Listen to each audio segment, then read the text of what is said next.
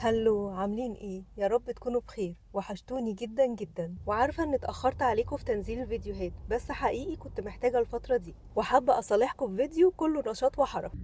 هاخدكم كده رحلة معايا في أماكن كتير جدا. الحقيقة أنا اتجهت للطبيعة دي، أكتر حاجة بتريحني وبتديني طاقة ونشاط. فالفيديو كله هنخرج ونتبسط مع بعض، خصوصا بقى آخر مكان هنروحه مع بعض. أنا عن نفسي أول مرة أروحه، فعشان كده متأكدة جدا جدا إن انتوا هتتبسطوا معايا في الخروجة دي. وهنتكلم عن أهم هواية بتساعدني في الأوقات الصعبة، ومش بس كده، بتساعدنا كمان في تطوير حياتنا، وهي التخطيط والتدوين، الجورنالينج يعني. لأن أنا بالنسبة لي إن السنة ابتدت دلوقتي، مش مهم نبتدي امتى، المهم نبتدي ونستمر في الوقت اللي احنا حابينه وبيناسبنا اكتر. ولو انتوا ما ابتديتوش تخطيط للسنة الجديدة زي حالاتي كده، تعالوا اقول لكم اهم الخطوات اللي بعملها وازاي ابتديت تخطيط من 9 سنين. ويلا بينا نبتدي رحلتنا سوا.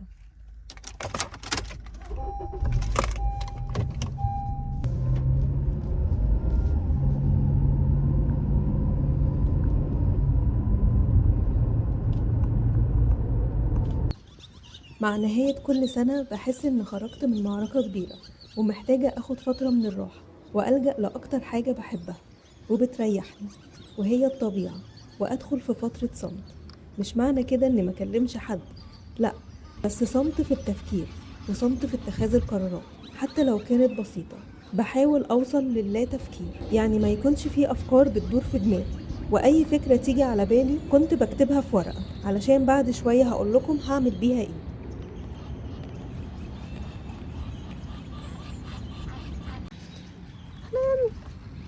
هلو،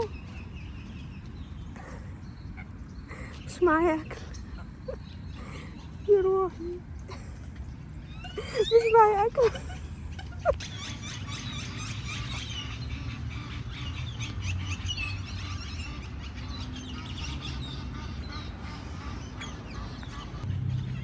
اهلا، انت جيت تاني.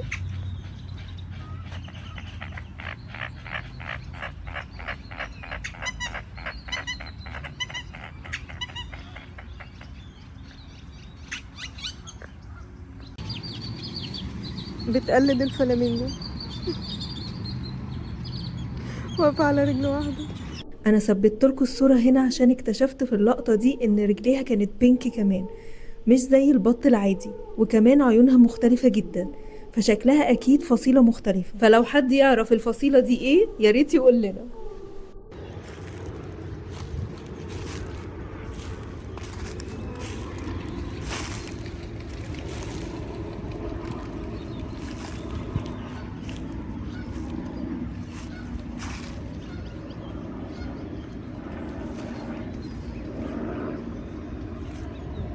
مش عارفة لاحظتوا ولا لأ، بس أنا بحاول أجيب لكم مقاطع من الطبيعة اللي حواليا، علشان تبقوا حاسين بالأجواء اللي بعيشها وتعيشوها معايا وتستمتعوا بيها.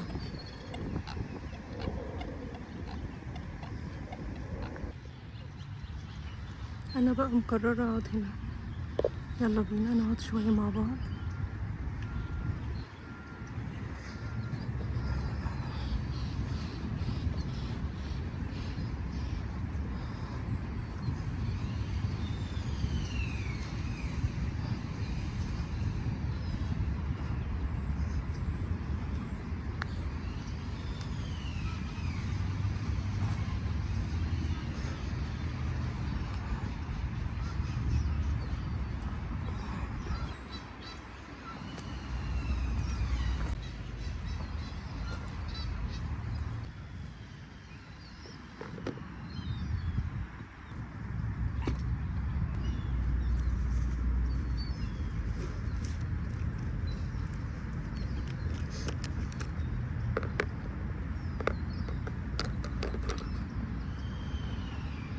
أنا هنا مدية ظهري للبحيرة عشان انتوا تشوفوا منظر حلو، و...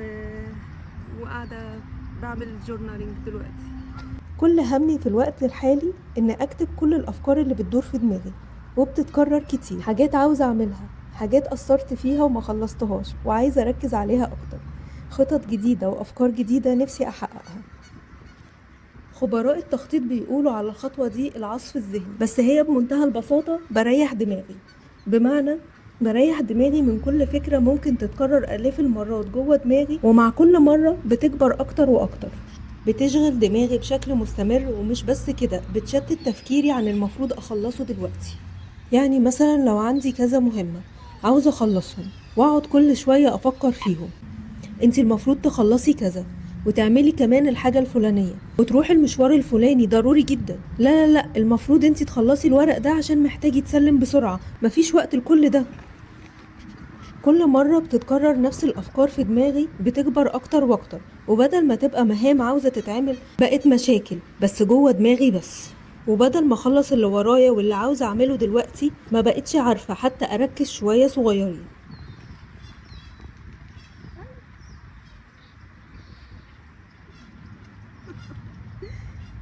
نفس الفكرة لو عندنا مهام كتير لازم نعملها، لو كتبنا بس كل اللي في دماغنا وكل اللي بنفكر فيه على ورقة بمنتهى البساطة، بنشوف المهام بحجمها الحقيقي.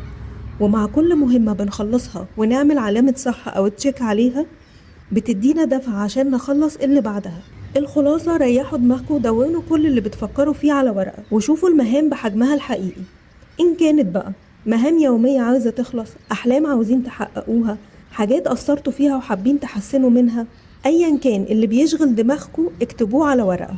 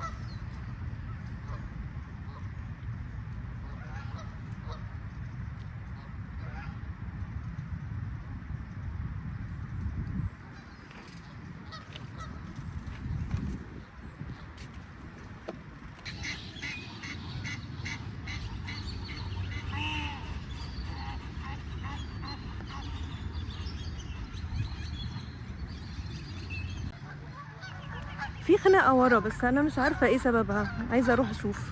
تعالوا نشوف مع بعض.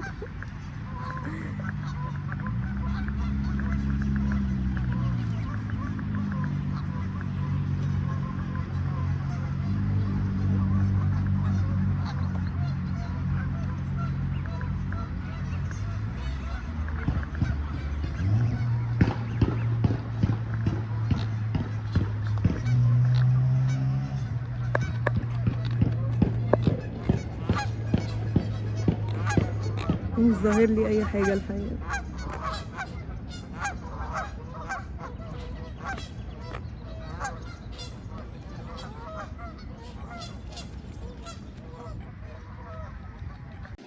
مين ما بيحبش البحر؟ بس البحر في الشتاء حاجة تانية خالص.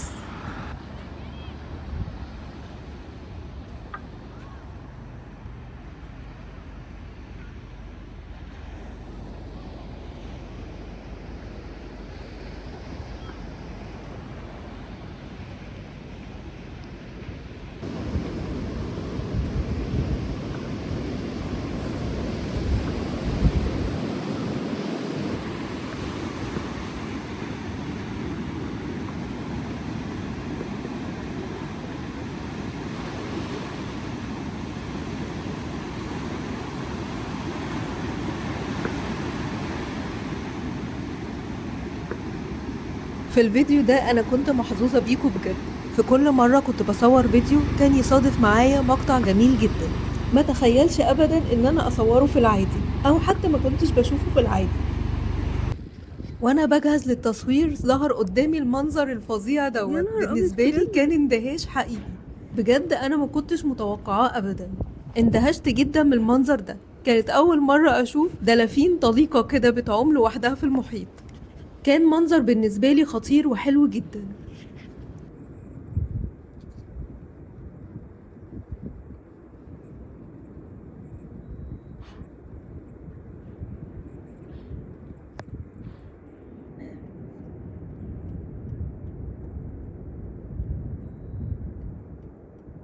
انا اول مره اشوف المنظر ده.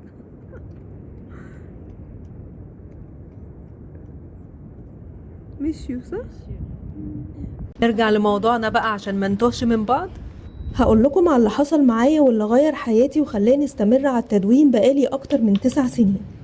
من 9 سنين تقريبا كنت بسافر كتير، كل 6 شهور او سنة لازم اسافر شهرين وارجع تاني. فكل مرة كان بيبقى عندي حاجات كتير جدا اعملها وطلبات لا حصر لها، حاجات لازم اشتريها وحاجات لازم اخلصها بنفسي. وفي البداية علشان منساش حاجة كنت لازم اكتب ليست بكل الحاجات اللي انا محتاجاها والحاجات اللي انا لازم اعملها والحاجات اللي لازم اشتريها، وكل ما اخلص حاجة كنت اعمل عليها علامة صح ويبقى كله تمام. يبقى كله تمام كده؟ لا طبعا مش تمام، باجي في الاخر والاقي حاجات كتير ما خلصتهاش وببقى بجري في كل الاتجاهات. حسيت انه كان انسب لو خلصتها في اوقات فاتت ومع حاجات انا كنت خلصتها. وعلشان كده ابتديت اقسم كل المهام اللي انا عاوزة اخلصها على الايام وفي نفس الوقت اوفق المهام مع بعض. يعني مثلا انا عندي 5 مهام لازم اخلصها النهاردة، 1 2 3 4 5. 1 و5 ممكن يخلصوا مع بعض وفي نفس المكان وتقريبا في نفس الوقت، فبخليهم مشوار واحد واعملهم مع بعض واخلص. 3 و4 برضو ممكن يخلصوا مع بعض، ممكن اخليهم في يوم لوحدهم وممكن اخلصهم مع حاجة تانية صغيرة. اما المهمة رقم 2 فهي صعبة شوية وممكن تاخد مني حبة وقت، فممكن اجلها للاسبوع الجاي مثلا، هيكون عندي وقت اكتر ويكون كل التركيز عليها. وبكده اكون وفقت كل المهام مع بعض وعرفت اخلص ايه امتى. ومن هنا ابتدى فكرة التخطيط عندي. طيب انا برغي معاكم في كل ده ليه؟ لان ببساطة لو ما قدرتوش تخططوا ليومكم دلوقتي، قولولي كده هتقدروا ازاي تخططوا لمستقبلكم؟ عندك مشروع لازم يخلص، عندك عزومة كبيرة في البيت عايزة تعمليها، عندكوا هدف نفسكوا جدا توصلوا له.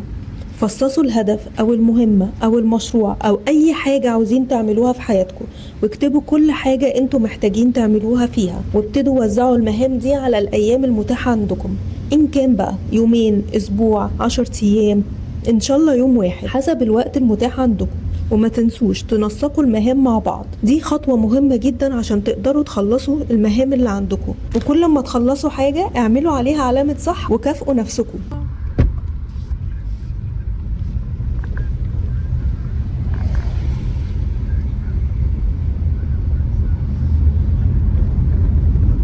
واخر مكان هاخدكم فيه ما كنتش عامله حسابي عليه الحقيقه، بس لما عرفت اننا رايحين هناك حبيت اجل الفيديو شويه علشان اخدكم معايا. وهو مكان فيه تلج، والحقيقه دي اول مره اروح اشوف التلج بالمنظر ده. اتبسطنا جدا، واليوم ده الحقيقه ما قدرتش اركز على التدوين غير بس الوقت اللي صورت فيه. هو ده الوقت اللي خطفته عشان اتامل شويه وادون في النوت بتاعتي، بس حسيت انه لازم استمتع باليوم زي ما هو، وانا هسيب لكم الاصوات والاجواء زي ما هي على قد ما اقدر طبعا.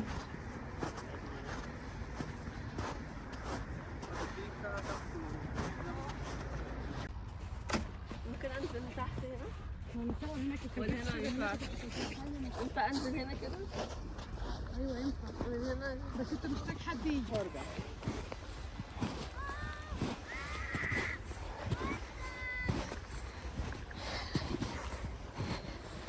ما كنتش متخيله المشي على التلج متعب كده.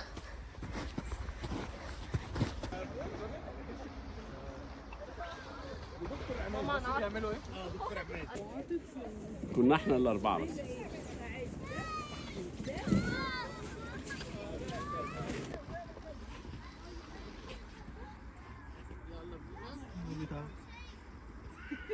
لا انت كده قلبتي على عندك براحتك. انزل انزل.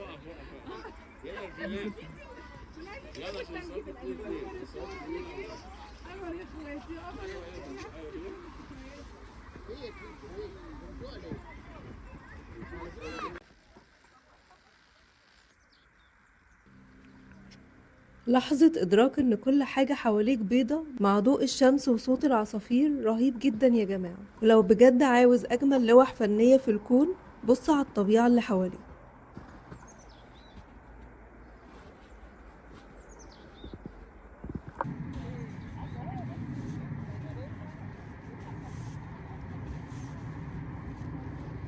عاوزة اقول لكم حاجة اخيرة، كل ما الافكار ومهام الحياة تزيد عليكم صدقوني الحل مش بس ان احنا نضغط على نفسنا اكتر واكتر، ممكن يكون الحل ان احنا نلجأ لحاجة بتريحنا زي ما عملت في الفيديو ده ولجأت للطبيعة علشان اقدر اخطط واطلع بافكار جديدة لحياتي. والقناة جليتر دي مش عايزة احرق واقول لكم على الفيديوهات اللي جاية، بس في افكار كتير حلوة للقناة وهوايات هنمارسها مع بعض.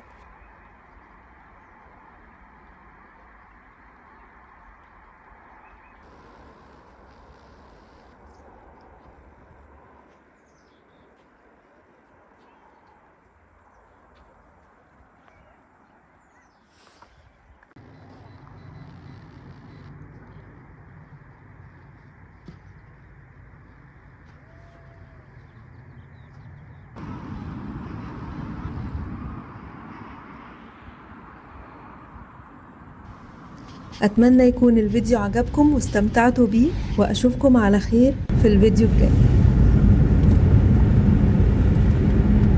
شكل الجبال هنا مع الغيوم مع إننا كنا في نص النهار كان رهيب جدا.